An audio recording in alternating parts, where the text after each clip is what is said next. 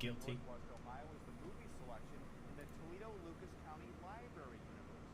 A huge library of movies either streaming or available on DVD for free. So someone in maybe next year, 2 years from now, will go to their library with their library card and find Companion on DVD or Blu-ray. What if they never release a physical version of it? Martin Scorsese's brilliant film Killers of the Flower Moon does not have a physical release. Can't get that at the library. It happens. Barbarian. Still can't get that at the library. There's no physical release for it. Whatever comes out on a physical release. I mean, it might be a bigger movie, not a companion, like Barbie or whatever. Sure. Someone's going to the library as we speak to use their library card to check out Barbie for free. And they've waited all this time. I suppose. I mean, at least people are going to the library, I guess. They haven't bulldozed the building, so that's good, right? Facts. Turn it into a movie theater. They're there, right? I go to the library. So what can be done about movies? Well, one thing that people try to do is champion theater going, where they say, this original movie is coming out this weekend. If you want studios to make more original movies, you better go to the theater. This film was shot in a way that will bring the viewers an experience. We should talk about that real quick. Yeah, we're recording this before Sinners has come out. We're recording this before Sinners has come out. Right. Sinners is the new Ryan Coogler film, director of the Creed movies and Black Panther. Only the first Creed. One Creed movie and Black Panther. And Black Panther 2, both Black Panthers, and one Creed movie. Yes. So he's done Marvels and IPs. And one independent movie before the first Creed movie. That's what got him the job doing Creed. Sure, okay. A lover of film, Yes. that man. He seems to really just love movies. Right, and so I saw the trailer for Sinners. It has an exceptional Rotten Tomatoes critic score. And not an existing IP. Not an existing IP. High on the budget end, I think $90 million budget. And then so we've been seeing, because, you know, Hollywood has been looking at these numbers too. And we've been noticing some advertisements. You know, the cast is being entered in. They're like, this movie is amazing. Got to see it on the big screen. Oh, sure. It's in IMAX. Mm-hmm. Because we need that, all of us. Hmm? The indescribable feeling we get when the lights begin to dim. And seeing that tall of an image, it just adds this very emotional quality. It's a communal experience you simply don't get at home. Turning the lights out with hundreds or 1,000, strangers and taking in something together is really wonderful.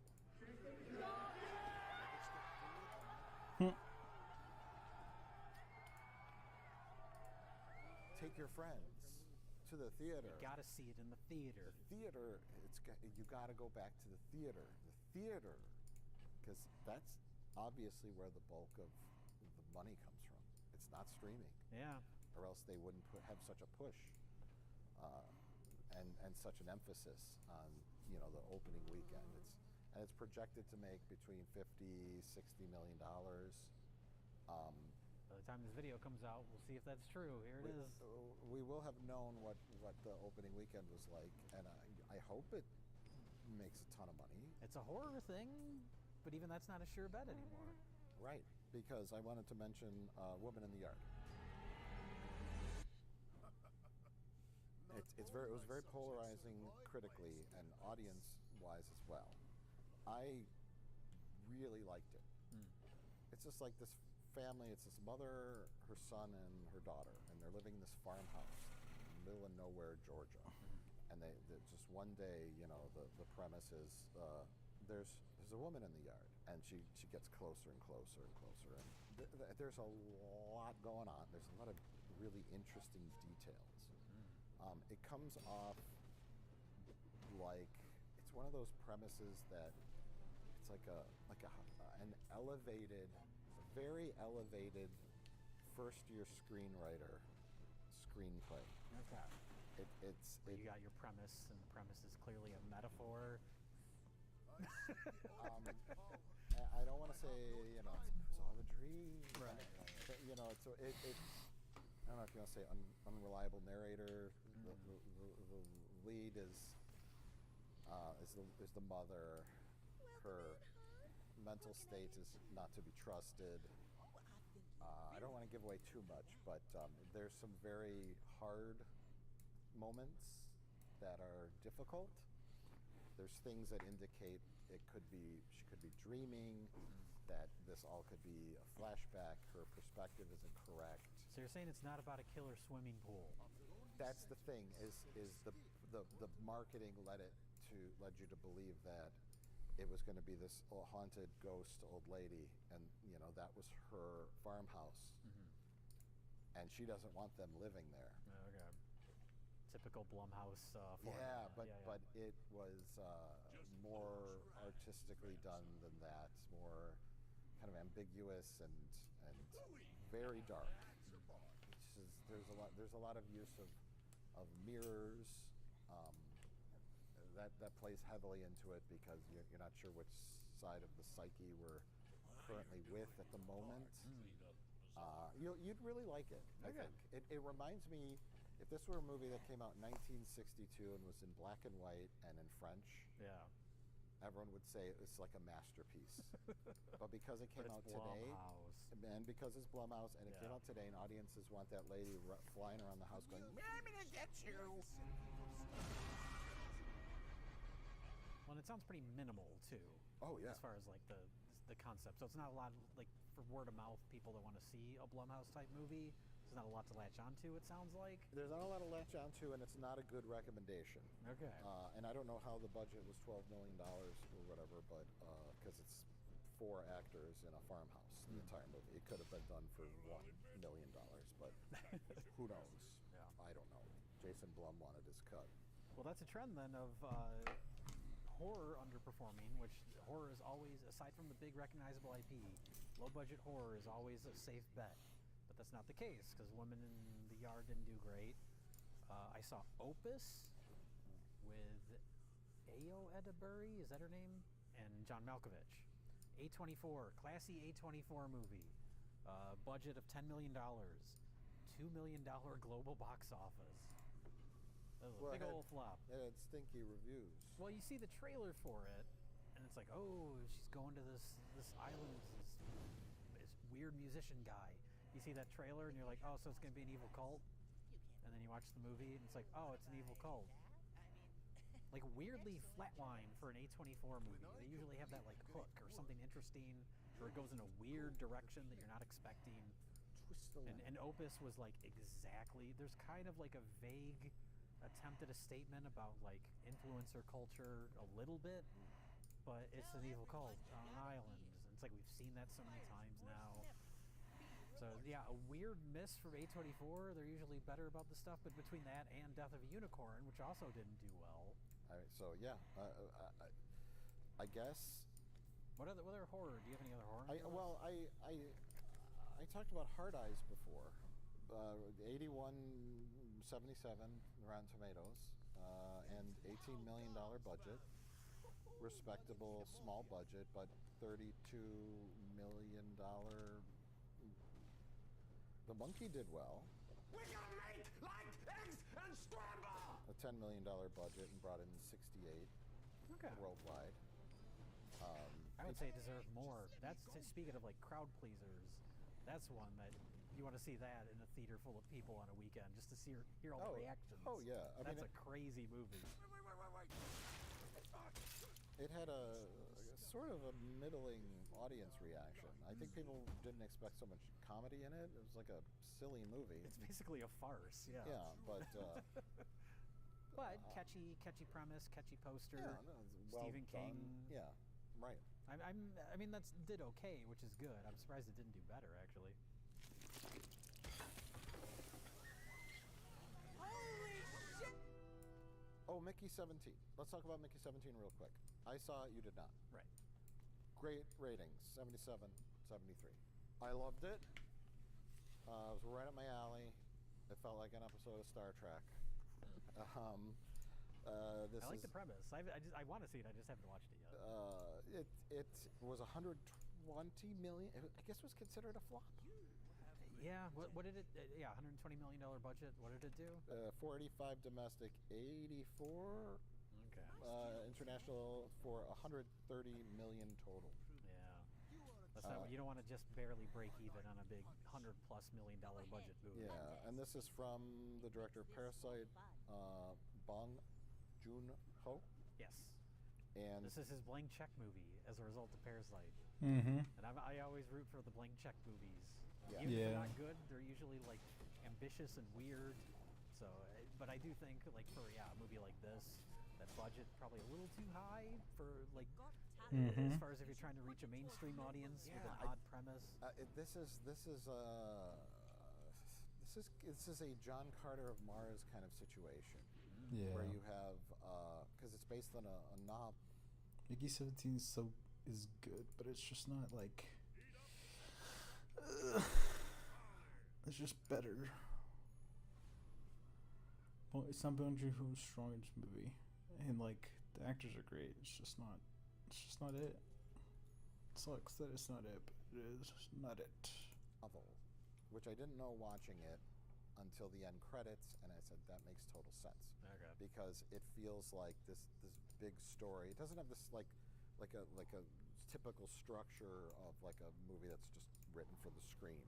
It goes off in these different directions, and there's other characters and these things going on, and kind of it feels very much like a big novel where there's like all these different little storylines going on, and they kind of chose what to include and all that.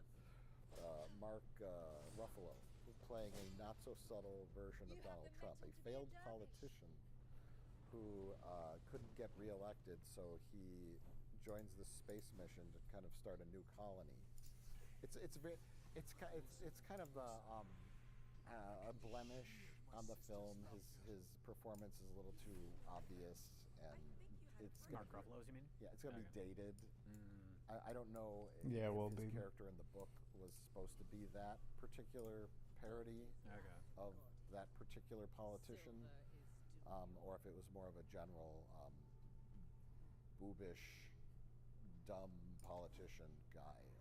But it's a fun movie. It's interesting. There's these weird slug creatures on the planet that the Donald Trump character thinks are like vermin, but they're really intelligent. Wipe them out with gas, and there's this whole like sci-fi kind of plot going on. But I could see why people didn't quite love it, where it wasn't this huge success, because there was no action scenes. Yeah. It was maybe a little too ambitious and weird. It was ambitious. It was weird. It was very satirical, but it did not do well for the budget. I would say, a movie like that, an original idea with a weird premise. Yeah, try and shave that budget down a little bit more. That's pretty big for a movie like that. So you never know. But you got to take a chance. That's the thing. You got to take a chance on original ideas. But that's another case of that movie is where it didn't do great. So they're like, let's get it into streaming pretty quickly. So it's like, what, 3 weeks later? Which you should watch that. You should also watch Woman in the Yard. I'm going to watch both of them, yeah. Okay. I want to talk about this because I watched this last night, actually. Psychotherapy.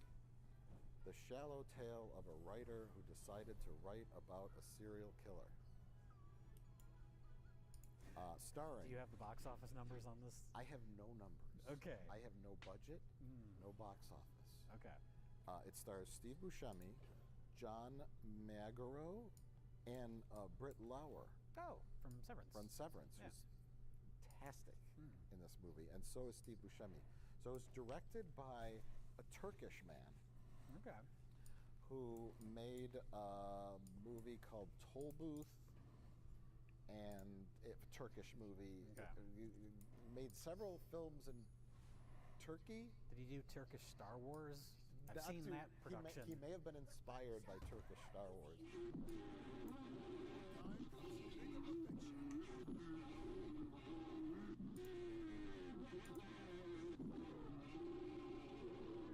This film apparently won an award at the Tribeca Film Festival, and I don't know how much it cost. There's decent actors in it.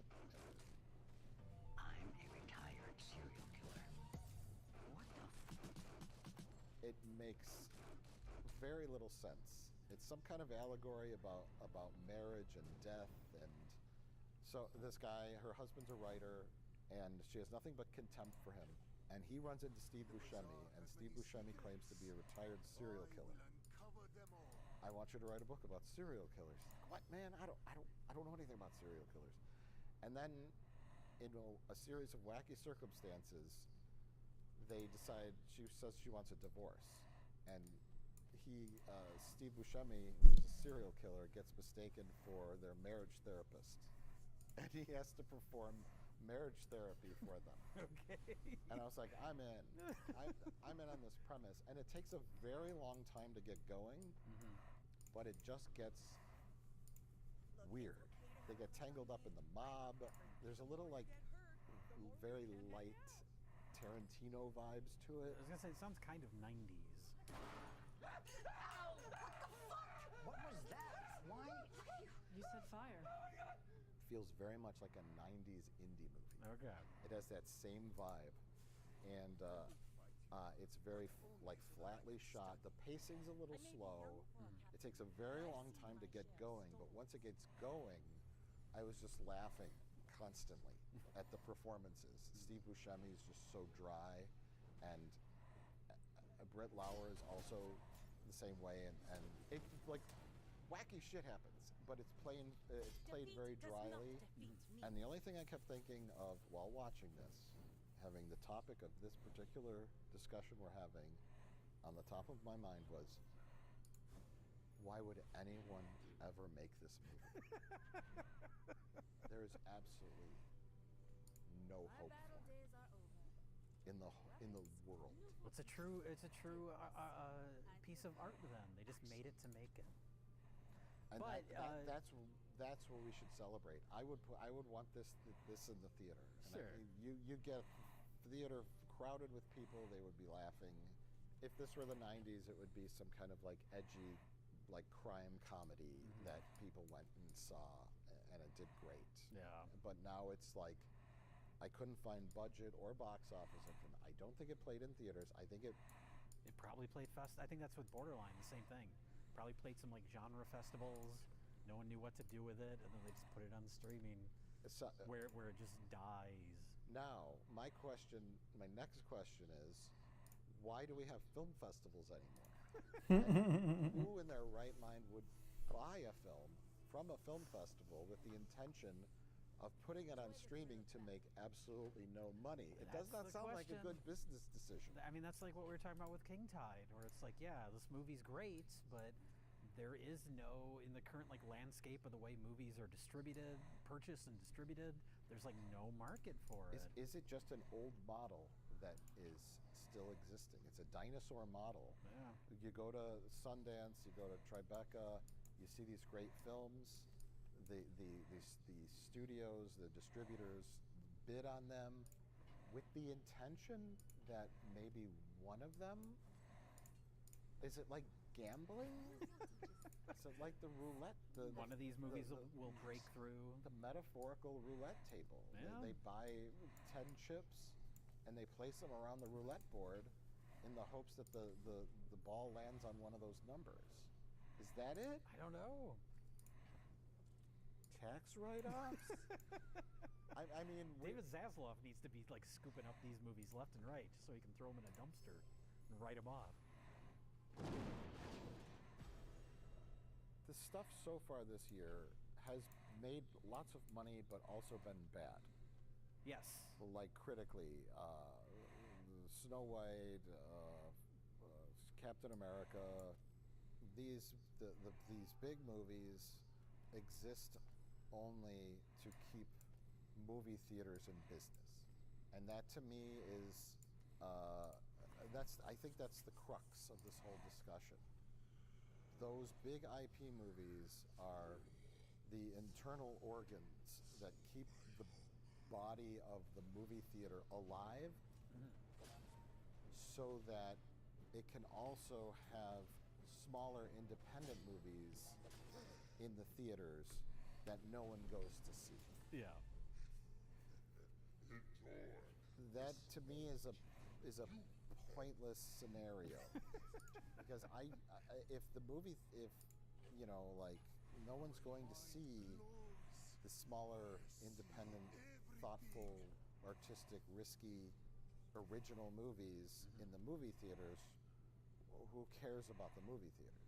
Yeah, I think that's important to point out, is that it's not that like these movies are flopping because they're not good. It's that the people that want to see those types of movies aren't going to the theater to see them. Yeah. Because they don't want to put up with, teenagers running around sneaking in chickens or whatever. That's an isolated incident, Jay. That's not a commonplace activity. But they are trying to encourage that type of thing with the director of the Minecraft movie, the Megan screening coming up, that's like a special screening. I'll give that a pass because it's like you're going there specifically to interact with your phone. You know, in your deepest, darkest part of your heart, it's a test thing. Oh, sure. Can we keep doing this? Some idiot in a marketing department position said, "What do kids like these days? They fucking love their phones. What do kids want to do when they're bored in the theater? They want to take out their phones. What if we found a way to make them take out their phones during the movie? And if everybody's doing it, it won't be a thing." You know. And it'll become a cultural phenomenon, just like chicken jockey. We have to change with the times. You know, there was some asshole saying that. Oh, sure. Somewhere. And because that's how these people think. So they're going to test it with Megan. And if it's a hit, the next Blumhouse thing, forget 3D. James Cameron, just go crawl in your grave. The next thing is interactive phone movies. Yes. And it's funny, we did a joke video about that. Should we release that video in conjunction with this video? We should release that video in conjunction with this. Okay. We did a Spitballs rant about... That we didn't use for anything. We have not used for anything. It's just audio about a potential movie that was designed. It's called Vertical. The screen is vertical, and it was designed to be interactive with your phone. We did this quite a while ago. And we'll release it too. It'll be on YouTube. Watch this video and then watch that video immediately after. We know we're old men yelling at clouds, but we struggle. Well, it's just an interesting topic because we're talking about numbers. We've been showing box office numbers. We're not just saying like, oh, no one goes to see original movies. No. We have numbers to back up what these original ideas are doing, and they're not doing great. It's a very interesting little chunk of time we're in right now because it's from the dawn of cinema in the theaters, the 1950s, 1960s, 70s, 80s, 90s, 2000s.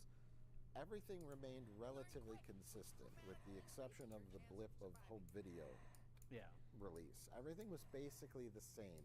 You saw your advertisement on television in the form of a TV commercial. Starring Jack Nicholson and Shelley Duvall. Rated R. Opens Friday, June 13. Check newspapers for local listings. A movie trailer before a different movie or in the newspaper.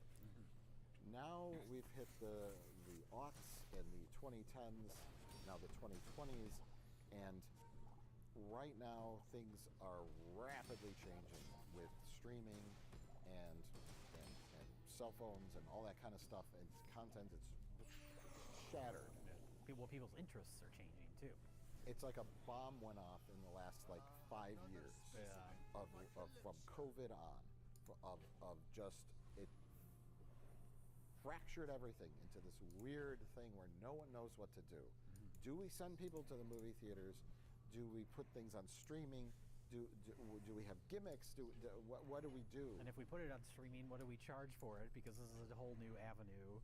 What are people willing to pay? Have we devalued movies so much that there's no coming back now? Did we do it ourselves? Is it the problem with the content itself? Is the general IQ of the population dropping rapidly? It's literally just this bizarre landscape, and it's not just us trying to navigate it. There's people, in the industry, having these same conversations that we are. We're just two schmucks observing the city on fire from afar. We're watching Rome burn. To me, a movie like Borderline, Neighborhood Watch, Psychotherapy, movies like that, and movie theaters are like oil and water. Yeah. Like it doesn't work anymore. So I think Sean Baker's sentiment is correct, but there needs to be a different way to get people to watch these movies and to make money for the movies at the same time. That is not the movie theater. And literally the only thing is streaming. The problem isn't trying to push people to the theater to see Borderline. It's not going to happen. It's just not going to happen. Yeah. But and we should point out, we're not even saying this as like, oh, theaters, they only play Minecraft. We're not even saying this as like a complaint. This is the reality of the world we live in now. Right. There are still good movies being made. They're still trying to distribute them with that old model, and that's why a lot of them are underperforming, because it's different now. Yes. It just is. It's like trying to sell your handcrafted artisan mittens in a Walmart.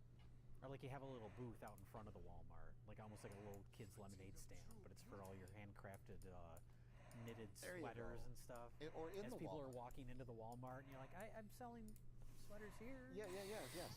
You have homemade, handcrafted artisan sweaters, and they're fine quality, high quality, and you're trying to sell them at in a cardboard stand outside the entrance of Walmart. And no one's going to the Walmart for that. And they're expensive because they're handcrafted and they're made with love.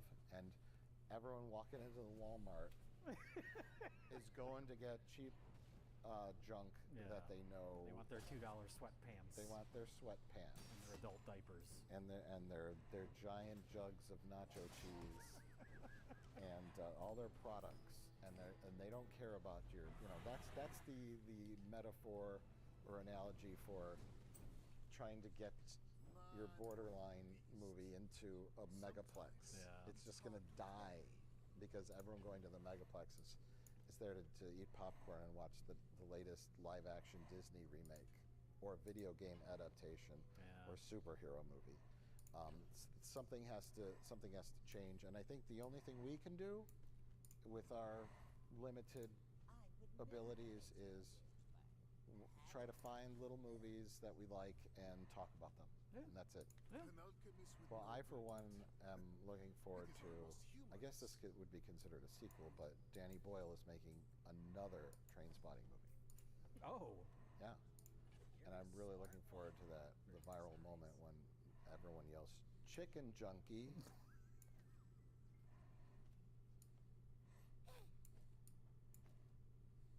Okay. Does that work? That's fine. That's all I got. It's fine. These are tough times, Jay. Jokes are expensive. Another step forward on my path.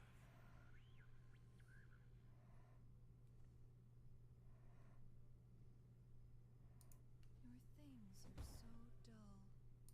Let me brighten them. I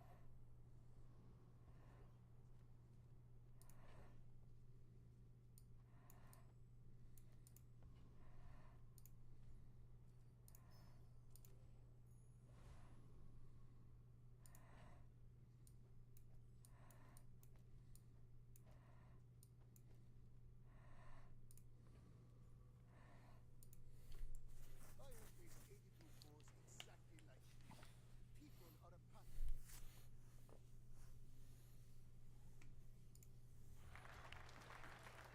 Pete Davidson turned 21 years old this year. Here to comment on finally becoming an adult is our resident young person, Pete Davidson. What's up, Pete? How are you? So you're 21.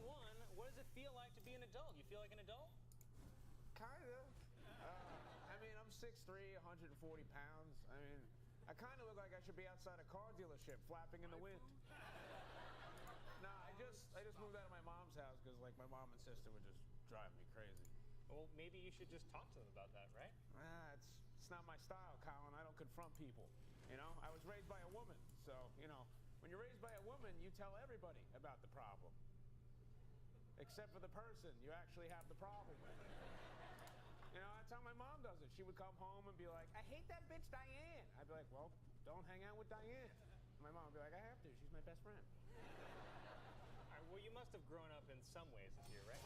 Yeah, I guess so. I see like signs here and there, like I don't like Harry Potter as much as I used to. You know, I was a huge Harry Potter fan when I was a kid 2 years ago, and you know that's why I never got any girls in high school. Probably because I called high school Hogwarts. Also, now I watch those movies and I get mad that Harry never gets laid. He never does. He's rich, he's famous, and he's a wizard.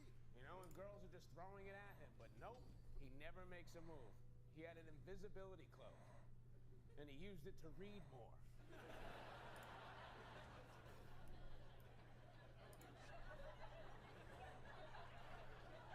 If that was me, I would be with 4 of my buddies in the women's wizard's locker room, and we'd ruin that cloak. Honestly, I have to say, Pete, I've seen you grow a lot this year, you know? Maybe not physically or emotionally, but just, you know, in terms of the passage of time. Thanks, I think. Yeah, I mean, I think I'll grow up a lot this summer, too, you know? I think I'm going to finally learn how to be on this show. You know? How did I get on this show, Colin? Did my mom see an NBC executive hit a kid and drive off? I don't know how to sing. I don't know how to dance. I don't know how to act and read or stand up straight. You know, that's why I'm only here. You should know. This is all I can do, you know? I don't have to stand up or wear pants. I can't even do impressions. I've been working on one. You want to hear one? Yeah, please. Okay. Here's my impression.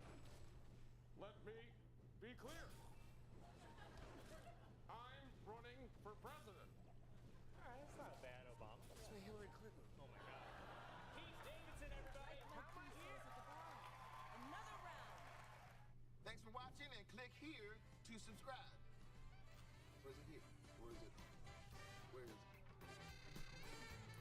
Do you f***ing care? There are 15 trans people in the entire world, and 2 of them play sports, and 1 of them is good at sports, and you're making trans athletes the hill that you're gonna die on? Like, while people are understandably so furious about Musk's influence over the president, there aren't enough conversations happening about Peter Thiel right now. Peter Thiel, who installed his own pick for vice president, J.D. Vance, who I don't believe Donald Trump would have picked otherwise if not for Peter Thiel's involvement. And if you look at Peter Thiel's manifestos that he's put online, this is somebody who wants the American experiment to end, and he wants it to end in failure. It's really, really f***ed up, and Thiel is part of a network of these fucking crypto-right people who are, have you looked up the techno-feudalism shit? Because I'm just reading up on it right now, and it's really scary. Is it even possible to do politics these days and to be not online? That's sort of my goal, right? Because I'm a sort of progressive person, and I think that too many spokespeople for my values, at least, are so kind of spurious and fake and inauthentic that it's really hard to communicate to people who are getting red-pilled and who are otherwise just not interested in having political beliefs, because so many of the young spokespeople who believe what I believe are just like fucking dorks. So I'm like, you know what? I'm a better messenger for my values if I don't get too into the weeds of certain things and if I remain a little bit unplugged. Yeah, I think I super agree with that. You say dork. I think our online word for that is soy. But there's an issue where a lot of messaging on progressive stuff ends up just feeling very kind of like patronizing and condescending. And I think it was a big mistake that, or I don't know if it was a mistake or how this came about. But I think there's a lot of stuff related to, like, even saying that.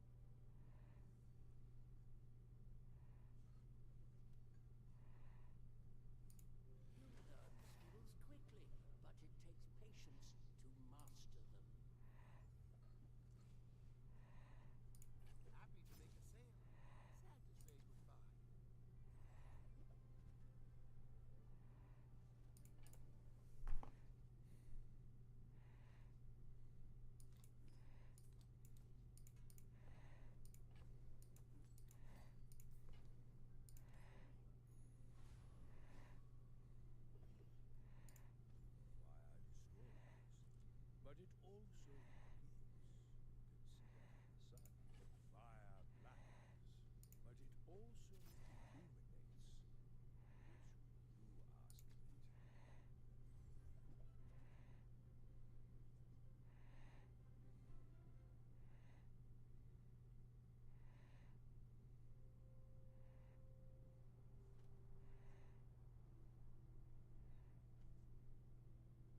Careful with that. It's quite hot.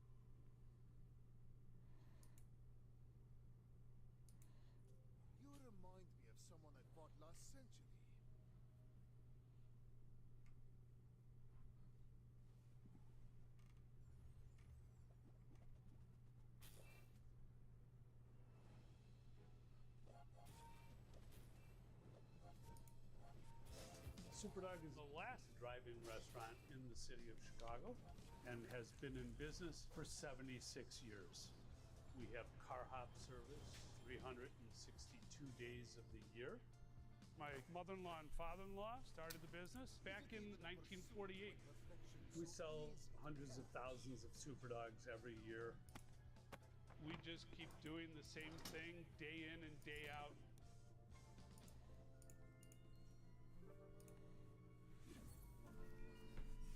Welcome to Superdog, our family business. I'm Don, one of the co-owners.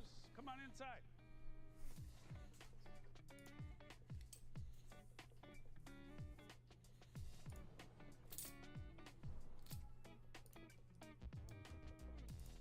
Every sandwich that we serve comes with fries. So the way the machine works is we put the potato in the chute, go forward, backwards, and the potatoes come out, crinkle on all four sides. Our French fry slicer has been with us since we opened in 1948. We've had to weld it at times when the handle is broken.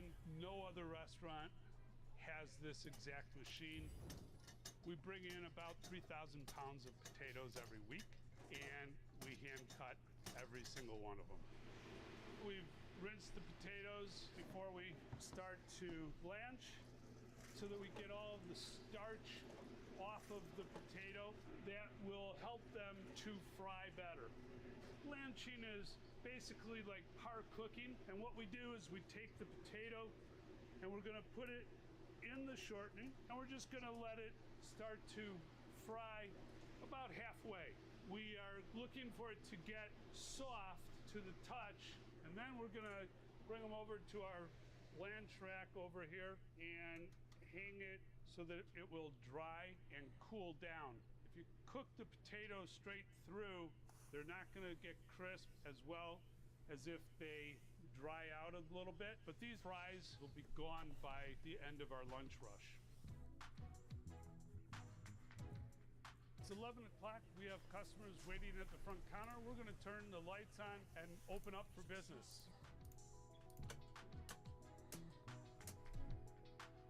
All right, so we're in the kitchen here, and the kitchen itself is the original building. It's 12 by 20, so it's very tight and very small. We have a custom-made steam table. It was made back in 1948 when we first opened. It was designed by my father-in-law, Maury. We have 2 chambers for buns and 2 chambers for dogs. The chamber with the tag on it is so that we know that's the one that's cooking and getting ready. The one that doesn't have the tag is the one that we work out of.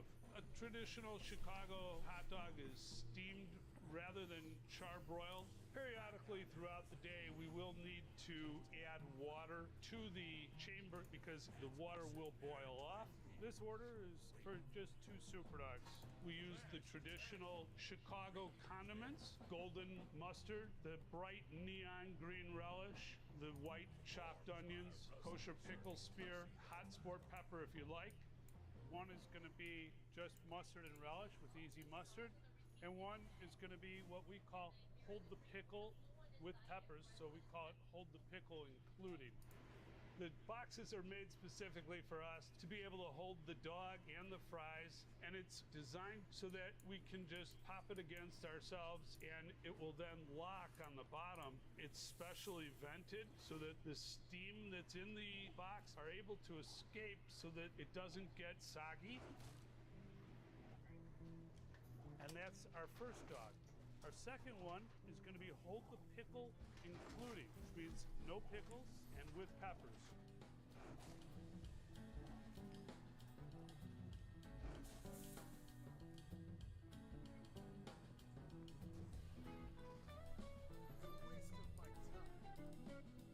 We're getting kind of busy. The switchboard will be ringing. Hiya, thanks for stopping. May I take your order, please? My wife, Lisa, is the master operator of our switchboard, and she is very enthusiastic about answering the switchboard. So she will be the one taking all the orders up there. So, cars pull into our parking lot, pull up to a space. The spaces are all numbered. They're numbered for us. The cars don't know what numbers they are, but we do. You press the button, which signals us inside that they want to order. The most important thing that we have to do, the very first thing, is write down the space number, because we don't want space number 6 to get space number 26's order. We're the only drive-in left in Chicago, really in the whole metro area. In the late 1940s and 50s, when my parents started, drive-ins were prevalent in Chicago. Most homes didn't have air conditioning yet, so people were looking for an escape. So people would hop in their car, get some air, and be able to enjoy dining in their car in an outdoor setting. Hiya, thanks for stopping. May I take your order, please? Hey, can I get 2 super dogs with no onions and no hot peppers? Sure. And then a small chocolate shake and a small vanilla shake. Sure, I've got a regular size. Being the daughter of Superdog, I've been here my whole life. My earliest recollection is as a very small child, about 4 years old, actually sitting right here at my mother's feet, learning my letters and numbers. Then I began to mature and become their equal, their side-by-side worker. It's 12:30. We're in the middle of our lunch rush, and now I'm going to turn you over to my daughter, Steffi Drucker, who's going to be your car hop.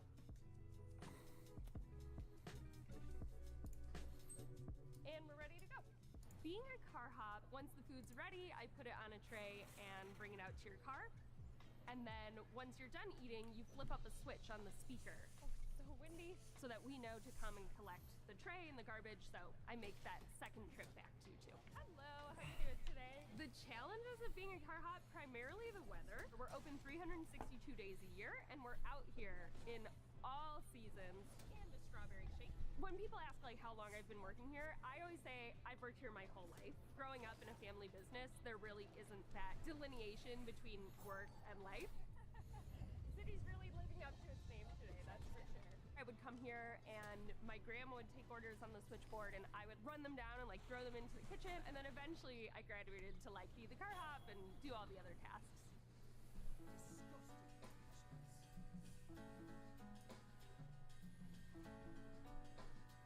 So it is an decent time. Give us about 10 minutes or so. This is gonna buzz the light up when it's ready. This order I hear being taken is gonna need 2 super cheesies. Adriana, when she's done taking the order, is gonna call it to the grill, and then they're gonna echo it back so that she knows what she wants them to cook is actually what they're going to cook. Cheesies up here. We've got another order for 5 super dogs here, everything, and 2 of them are including. So we're gonna take out 5 buns right now, and we're really getting a few more orders here, guys. We better kick it up a little bit. Everything. The kitchen itself is very small. It's very efficient though, because nobody really has to move. We can just hand things to each other, back and forth, and talk. Our dog man is kind of our quarterback. He's the guy pulling the super dogs out of the water. Been doing this long enough that not too much stresses us out.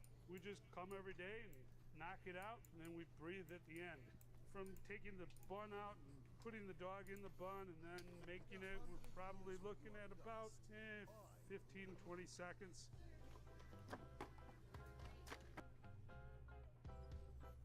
Cheesies to prepare are gonna make 1 mustard pickle ketchup and 1 ketchup pickle.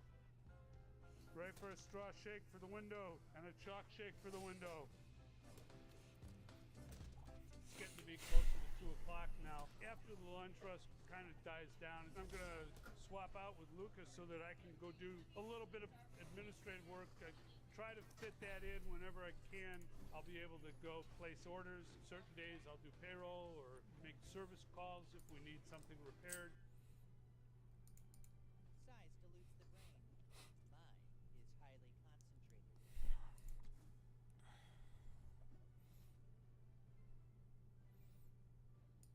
Ugh, window shoppers.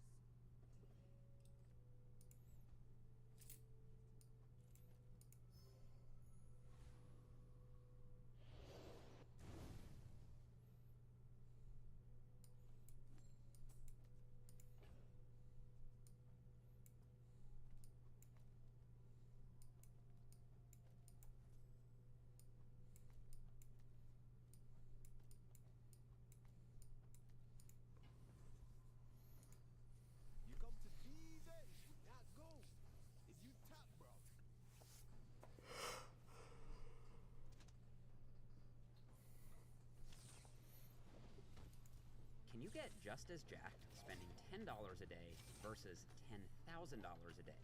It's a good question. Back when I was competing in bodybuilding, I had to build my physique on a strict budget.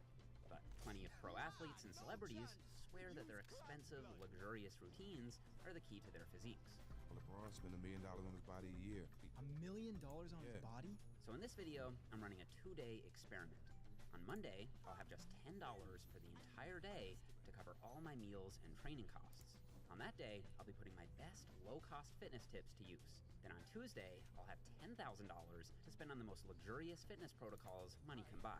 On that day, I'll be hiring my own Michelin-trained celebrity chef, a world-class hypertrophy coach, and trying some experimental recovery techniques. And by the end of the video, you'll know exactly what's worth spending your money on and what isn't. Okay, so for my $10 budget day, I'm having 4 meals, and I want each meal to cost around $2. For my breakfast, I'm doing a low-cost, anabolic, peanut butter protein smoothie.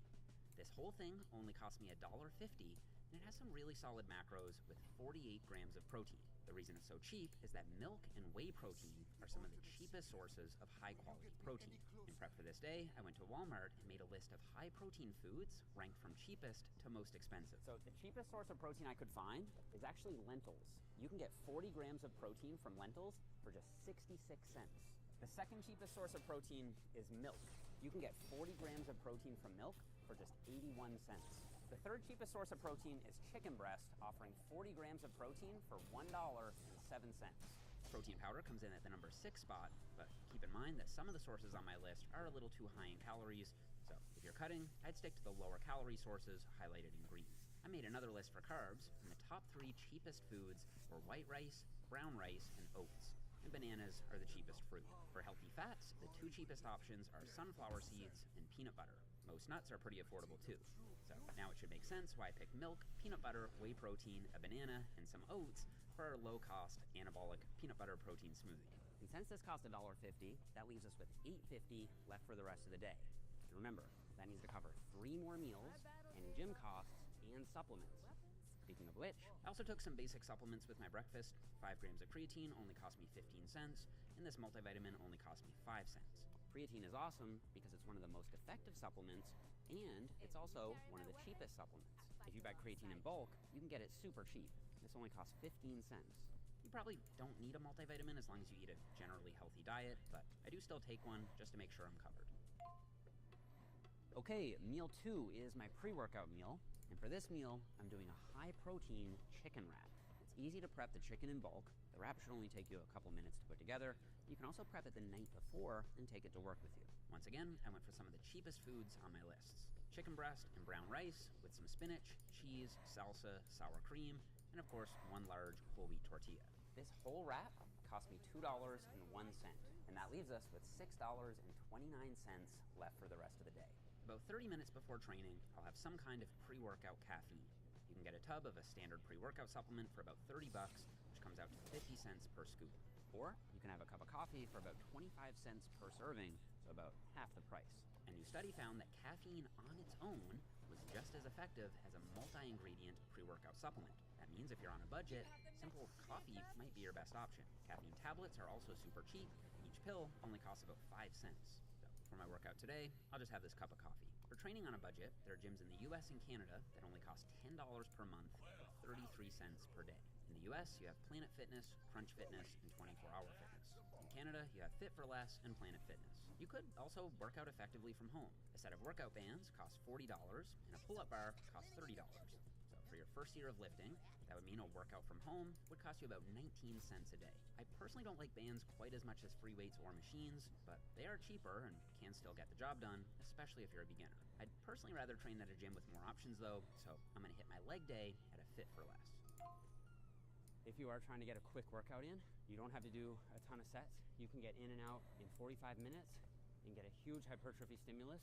Pick 1 or 2 exercises per muscle, do 1 or 2 sets for each of those exercises, push those sets all the way to failure, and you can get an amazing workout in a short period of time if you do that. I had a great leg workout, and I definitely don't think you need a super expensive gym membership to make amazing gains. This workout only cost me 33 cents, which means I have $5.71 left for the rest of the day. Let's go back home and get in a post-workout meal. So for my post-workout meal, I'm doing a simple turkey and veggie stir-fry. And for your post-workout nutrition, you're really not in any rush, so it's totally fine if you come home and have a solid whole food meal about an hour after training. This whole meal cost me $2.83. This is my most expensive meal of the day, but also probably the most nutritious. For this meal, I just fried up some lean ground turkey and mixed frozen vegetables with soy sauce, brown rice, and an egg. You may have noticed that on my carbs list, veggies all look very expensive. But that's mainly because you need to eat so much of them to get a full serving of carbs in. The hack for knocking the price down is to buy them canned or frozen. Frozen veggies are sometimes even more nutritious than fresh veggies, especially if the fresh veggies have been sitting on the shelf or sitting in transport for a while. For the cost, this is an amazing, nutrient-dense post-workout meal with 46 grams of protein and some solid macros. By the way, I'm tracking all my meals for the day in Macro Factor. Macro Factor costs $5.99 a month if you go for the annual membership, so that comes out to about 20 cents per day. I'm a part owner of Macro Factor, so I may be a bit biased, but I really do think it's the best nutrition app on the market. A nutrition coach can cost you $200 or $300 per month. Macro Factor costs a tiny fraction of that, and it does actually coach you. The app will adjust your calories up or down over time as your metabolism adapts, just like a coach would. It also has the fastest food logger on the planet, and we've done experiments to test this. We'll also never serve you ads or sell your data, and it's still cheaper than MyFitnessPal Premium. We have amazing reviews all over the internet and a motivated community of users. So I'll put a link to a free trial in the description box down below if you'd like to try it out for yourself. Just use code Jeff when you download, and you'll get 2 weeks for free.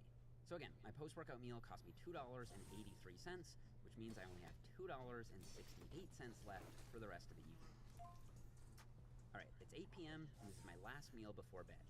High-protein peanut butter dip with apple slices for dipping. I made the dip with Greek yogurt, peanut butter, and honey, and then on the side, I've got the apple slices with a pinch of cinnamon, and then a side of sunflower seeds. These are a great, healthy snack before bed. Remember, they are the very cheapest source of good fats, tied with peanut butter. This whole meal cost me $1.60, meaning that I managed to fit this entire day of fitness in under budget at just $8.92. Tomorrow, I'm going to 1,000x my budget, and by the end of the day, we'll see if I think having $10,000 would help me get more jacked, or if $10 is just as good. See you in the morning. Alright, I'm starting my $10,000 luxury day with something really freaky. This is a sensory deprivation float tank. This is my first time ever trying one. The way it works is the water has a super high concentration of salt, so your body feels completely weightless. The water is also set to skin temperature, and the pod is dark and soundproof. The sensory deprivation is supposed to help your muscles and your brain completely relax.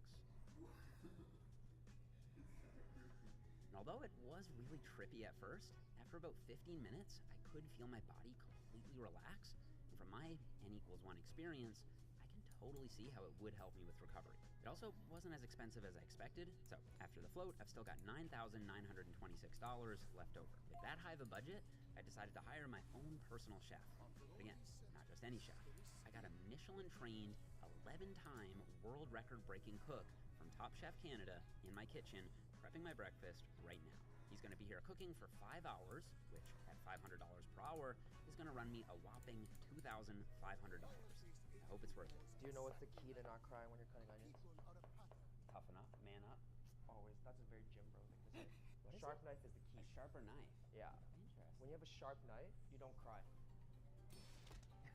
For breakfast, Wallace made me oyakadon, which is pretty much the Japanese version of a bro meal. It's basically just chicken, eggs, and rice, but Japanese style. Go straight down, grab like some eggs, some chicken, some onions, and then the rice. Grab some of this little like topping stuff over there. That was super good. Wow. Amazing. Second on top. So fresh. It's a great way to start the day. So good. And this experience was really cool. Wallace just told me to send him the macros I wanted for each meal, and he said he'd surprise me with the dish. All the ingredients for the breakfast actually only cost $6.46, so if you cook it yourself, it's definitely affordable. It also has great macros with 46 grams of protein. I'll post the full recipe in the description. And even though today is the high budget day, I still keep it pretty minimal with the supplements. So with my breakfast, I have a multivitamin with ashwagandha, fish oil capsules, 5 grams of creatine monohydrate, and I do them in pills just for convenience, and vitamin D. And this is the cost of those supplements, so I'll add that to the daily total. For my pre-workout meal, Wallace made me an amazing seafood risotto with lobster, scallops, and shrimp with a high-protein rice plus some truffled caviar. And the best part about it, there's enough salt in here, so you're gonna get a good pump in the gym. This was legitimately one of the best meals I've ever had. If you noticed, lobster tail was actually the most expensive protein source on my list, so all the food ingredients in this meal cost me $18.62. And as much as I wanted to, I couldn't blow the whole budget on Wallace's cooking, so I gave him a copy of the Muscle Ladder, he gave me a copy of his Guinness Book of World Records, and I told him I'd handle the last 2 meals myself. And I'll link his Instagram and YouTube in the description box. After the pre-workout meal, I've still got $7,400.93 left for the rest of the day. Now, for my pre-workout supplements, this time I figured I'd go to a local supplement shop and ask for their most expensive pre-workout. I want you to tell me what your most expensive pre-workout is. It's the Mammoth Pump. Mammoth Pump. Okay. Turns out it's Mammoth Pump High Intensity Pre-Workout, which was $65.99, which comes out to 87 cents per scoop. This time for my back workout, I hired a personal trainer. But again, this is the $10,000 budget day, so I didn't hire just any personal trainer. This is Joe Bennett, the OG hypertrophy coach. He's trained 6-time classic Mr. Olympia champ Chris Bumstead, 7-time 212 champ Flex Lewis, 2-time 212 champ Sean Clarita, Dana Lynn Bailey, and Hollywood celebrities like Dave Bautista. And he's gonna take me through my back workout for today. What's your hourly rate? 700. Is it? Yeah. We did a 5-exercise back workout, a lat-focused cable row, pull-ups, deadlifts, a chest-supported machine row, and an incline cable pullover. And Joe gave me some cues for each movement that I honestly hadn't tried before. On the lat-focused cable row, he told me to not only think about driving my elbows down, which I already do, but also to keep them more tucked in. I found I'm able to feel my lats in a stretch position really well. Yeah. But I haven't in the shortened position very well at all. That little cue of just tucking the elbows in more helped a lot. That's nice. On the pull-ups, he helped me engage my lats better by slowing down toward the bottom in the stretch and keeping my elbows a little more tucked in. I had this tendency to really let them flare out. Just focus on making sure you might have to actively feel like you're keeping your elbows in. I can do that. Yeah. Yeah. Oh, man, cooked. That was good. Makes it a lot harder when you tuck the elbows in, I'll tell you that. For the deadlifts, we basically did a Romanian deadlift, but made it more back-focused by allowing for a little more knee bend and then extending the range of motion until my back was parallel with the floor. It was kind of a hybrid between a standard conventional deadlift and a Romanian deadlift, and it absolutely lit my spinal erectors up. For the chest-supported row, he also used a cue I'd somehow honestly never tried before, and it was simply just to keep my chest up throughout the entire row. Historically, I've always thought that I'd get a better stretch by allowing my upper back to round forward over the pad, but as Joe said, that really only stretches the erectors more, and it takes some of the slack out of the mid-traps. So by keeping my chest up, I was able to connect with my mid-back much better, and even though it sounds counterintuitive, I was able to get a better stretch in that mid-back area specifically by not rounding forward. On the very last set, we did an intensity technique to extend the set, which I'll let Joe explain. And you're going to intentionally extend up, and then let it round back down, and you're going to round over the top. So you can round the position I was having you avoid before, we're going to round and do it. And then we're going to extend. Oh, nice. And then we're going to round over the top. Extend, extend. Last one, Jeff, come on.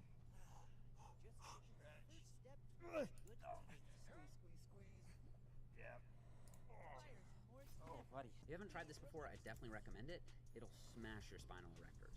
For the last exercise, we set up the incline bench for cable lat pullovers, which was nice and stable, and Joe got me to really focus on letting my shoulder blades lift at the top and then pulling down and sweeping through. And I actually worked with Joe for 3 hours. It wasn't just training. He also helped me mobilize my shoulders and gave me some very helpful posing tips as well. So the entire session ran me $2,100, leaving me with still $5,300.06 for the rest of the evening. Okay, for my post-workout meal, I'm just gonna order something on DoorDash. So I basically need something around 500 to 600 calories, 35 to 40 grams of protein. So what I usually get is chicken pita.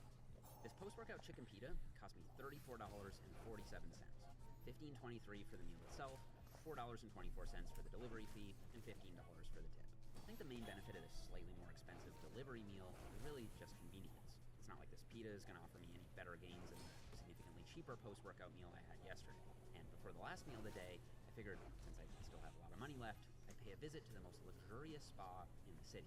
They did up a custom recovery package just for me, which included deep tissue massage focusing on my back and legs, and then a facial with some facial massage techniques I've never seen before.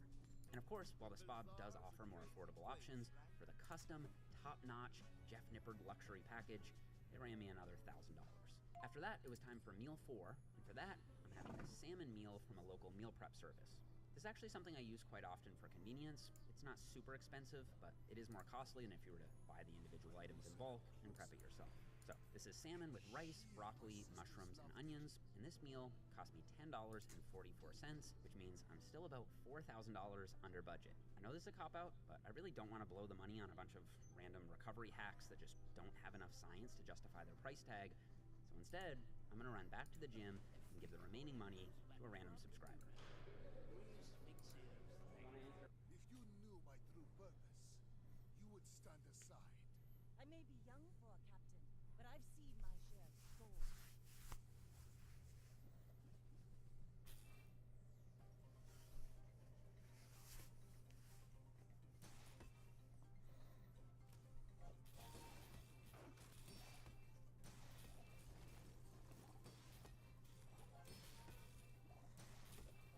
Bravery without strength is a sword without a blade.